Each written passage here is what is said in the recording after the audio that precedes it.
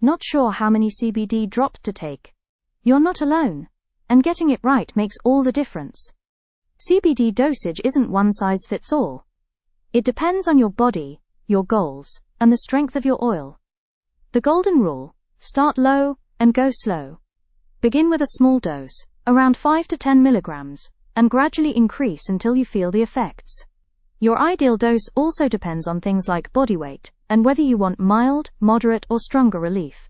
With CBD drops, it's easy to control your intake. Just count the drops and adjust slowly over time.